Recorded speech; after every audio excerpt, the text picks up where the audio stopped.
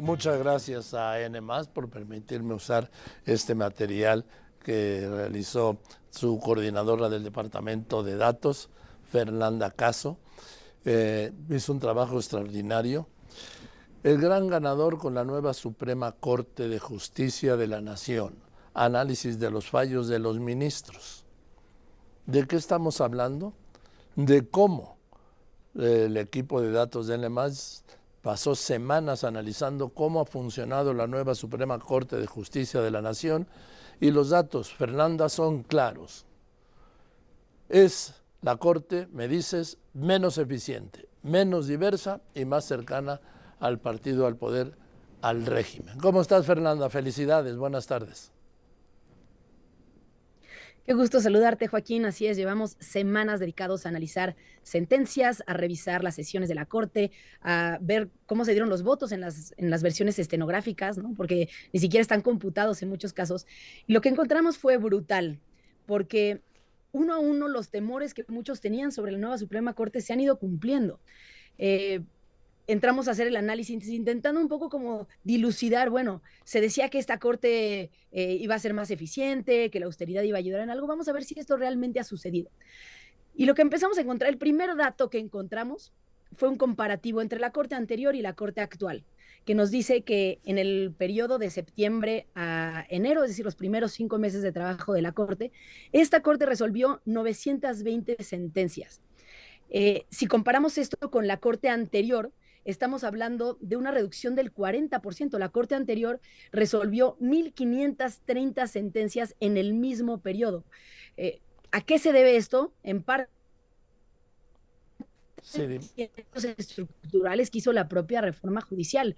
Una de ellas fue, por ejemplo, la desaparición de las salas. Antes los ministros trabajaban en dos grupos que podían trabajar al doble de tiempo, o sea, es decir, a la mitad de tiempo hacer el doble de sentencias. Bueno, pues esto desapareció. Ahora todos los ministros tienen que conocer todos los asuntos y bueno, pues el resultado es una corte menos eficiente en donde mucho más tiempo.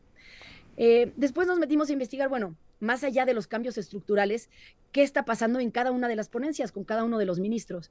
Porque la realidad es que no todos los ministros están trabajando igual. Recordemos que una vez que llegan asuntos a la Corte, estos se distribuyen de manera equitativa entre ellos y cada uno tiene la responsabilidad de estudiar los expedientes que le tocan, analizarlos y presentar un proyecto de sentencia frente a sus compañeros. Bueno, pues cuando ya nos entramos al detalle de cuántos proyectos de sentencia ha presentado cada ministro, tenemos que la que más proyectos ha presentado ha sido la ministra Loreta Ortiz, después le sigue Yasmín Esquivel, luego a Arístides Guerrero y luego Lenia Batres. Llama la atención que entre estos cuatro, que son los más productivos, están también, pues, las tres ministras que ya estaban en el cargo, ¿no?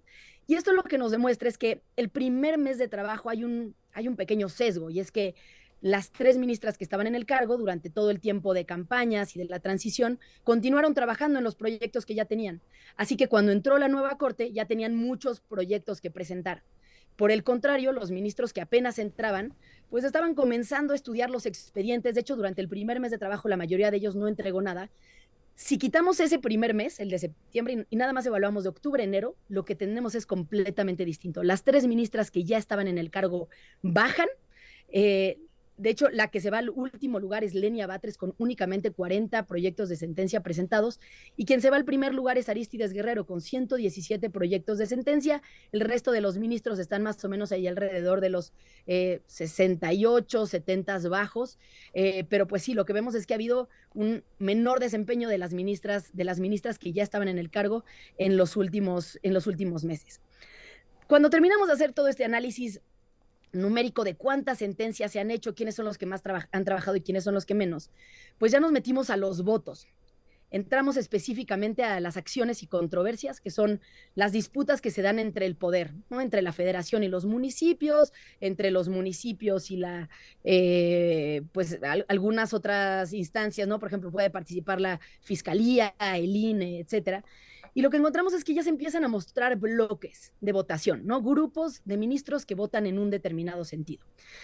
El primer grupo está conformado por Irving Espinosa, Arístides Guerrero, Loreta Ortiz y Yasmín Esquivel. Bueno, este grupo en promedio vota el 91% de las ocasiones a favor de los sentidos que se presentan, a favor del sentido de los proyectos que se presentan en el Pleno.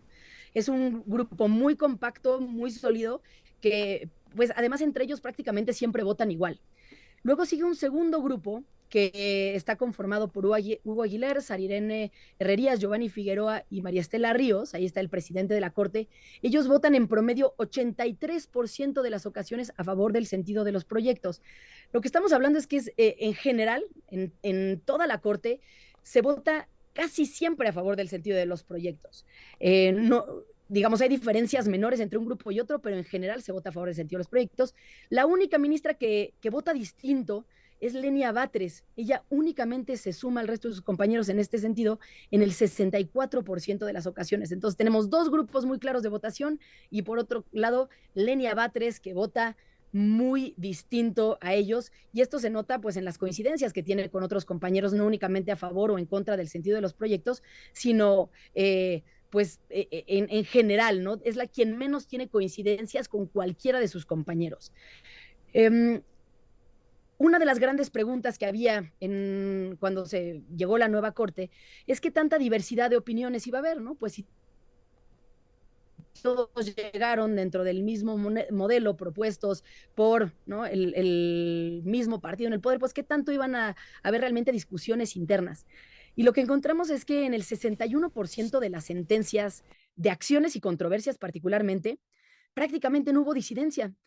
O se votaron por unanimidad, es decir, 9-0, o hubo solamente un voto de diferencia, generalmente este voto que decíamos de Lenia Batres, pero estamos hablando de que más del 60% de las decisiones fueron o por unanimidad o casi por unanimidad.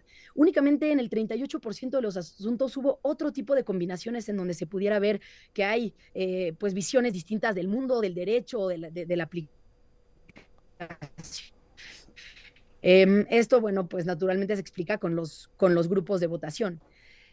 El caso de Lenia Batres llama sobre todo la atención porque no es la ministra que más vota distinto a sus compañeros o que vota en contra, sino también es ella a quien más le votan en contra a sus propios proyectos. Es decir, cuando ella elabora un proyecto de sentencia, en más del 20% de las ocasiones sus compañeros le dan un voto en contra.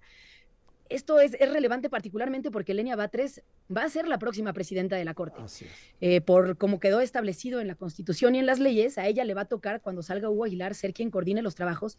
Y lo que estamos viendo con todo esto es que pues ya hay una diferencia de criterio se ve en las sentencias y en el trabajo que están haciendo. Sí. Hay una diferencia de qué es que no sé. Hay una diferencia de criterios importante. Sí. Se fue el sí, hay una diferencia de criterios importantes. Sí, hay una diferencia de criterios importante entre Lenia Batres y sus compañeros, lo cual pues es especialmente relevante cuando es ella quien le va a tocar ser la presidenta de la Corte en el futuro. Y esto lo hemos visto no nada más en lo numérico, sino también en la forma en la que se llevan las sesiones. Aquí marcamos especialmente también a Yasmín Esquivel, es otro caso curioso, porque Yasmín Esquivel vota en contra de sus propios proyectos en el 12% de las ocasiones. Es decir, ella le toca hacer una sentencia, arma el proyecto, lo presenta a sus compañeros y ya que están en la discusión, ella misma vota en contra de lo que dice el contenido. Entonces, bueno, pues algunos lo pueden interpretar como que está abierta a integrar las opiniones de sus compañeros, otros lo podrán integrar como que tal vez no conoce a profundidad el propio proyecto. Ya iremos viendo cómo se desarrolla esto y si continúa la tendencia a lo largo del tiempo, pero sin duda es una peculiaridad. Y finalmente, el último tema al que le entramos es, bueno, pues ya independientemente de cómo votan entre ellos, si están cuestionados o no están cuestionados, pues quién está resultando ganador con este nuevo modelo. Y lo que encontramos es que hay dentro de las 240 acciones y controversias que revisamos al inicio del periodo, hay poco más de 60 en donde se enfrentan directamente Morena y la oposición, donde ya sea quien promueve o la autoridad responsable es un partido de gobierno de la oposición. Bueno, pues en el 84% de los asuntos, en la información que encontramos en el equipo de datos de NEMAS, en el 84% de los asuntos, la Corte le dio la razón a Morena y únicamente en el 16, bueno, el 15.8 le dio la razón a la oposición. Esto no quiere decir que haya un sesgo ya evidente, ¿no? Puede ser que tuvieran la razón en términos legales, pero lo que sí muestra es ya una tendencia a la que vale la pena estar muy atentos, muy alertas, ¿no? Por otro lado, cuando es, por ejemplo, la presidencia de la República quien evalúa, quien promueve una impugnación, quien promueve una de estas acciones, lo que encontramos es que le dan la razón en el 67% de los casos. Y esto es independiente de contra quién vaya. Puede ir contra un municipio, puede ir contra un estado, puede ir contra otra institución, contra una ley. A la presidencia de la República le dan la razón. A ver, a la presidencia de la República le dan la razón, en cambio, Fernando, cuando son estados y municipios... Fernando, a ver, dime, la presidencia de la República, la Corte, ¿le da la razón en qué porcentaje? En el 66% de los casos. Dos terceras partes. El 66% de los casos. Estamos hablando de de dos terceras partes. Justamente mueve la presidencia de la República, la Corte le da la razón, sin importar contra quién vaya. Puede ir contra municipios, contra estados, contra otras instituciones, contra leyes. La realidad es que cuando es la presidencia quien promueve, a ellos le dan la razón. El contraste claro son los estados y municipios. A ellos la verdad es que están siendo los grandes perdedores.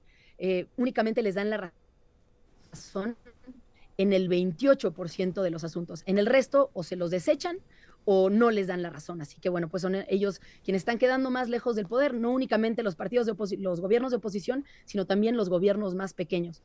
Esto es parte de la información que encontramos dentro de este análisis, pues con todo el equipo del Departamento de Datos de N+, llevamos semanas trabajando en esto y bueno, pues estos son algunos de los hallazgos más relevantes. Pues muy bien, extraordinario trabajo, Fernanda. Te felicito a ti como coordinadora del Departamento de Datos de NH, de Televisa, de N+, de Televisa, y a todos los que participan y gran investigación periodística. Fernanda, felicidades y muchas gracias por compartirla en este espacio. Te lo agradezco muchísimo. No, un gusto estar por acá. Igual. Gracias, muchas gracias, Fernanda Caso. Así la Corte del Bienestar, la Suprema Corte del Bienestar,